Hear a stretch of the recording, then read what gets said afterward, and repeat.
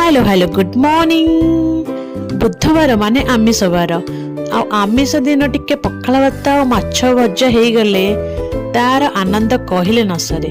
मु पखाल भात माछ भजा लंका रसुण चकटा और टिके पित्त भजा माने माछ पित्त सेटा बढ़िया से खाईदेली। आउ देखु आम बारी आज केते बड़ गेंडुटा फुटी आज यही कलर सेबदीटा भी फुटी तापरे कुनिया जोड़े नुआ स्टाइल चकुली बन चूड़ा सुजी और दही रे बढ़िया सॉफ्ट थिला चकुलीटा।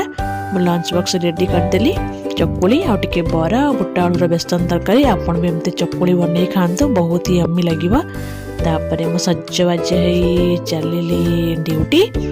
आज इवनिंग रे टिके सुमिदी चारे टिके चीयर्स करी चा पी देथिली आउ टिके आसिकी अंडा सिझा खाई देथिली। घरे डिनर कर देथिली भात माछ तरकारी माछ मुढ़ी घंट आ माछ बेसर भजा।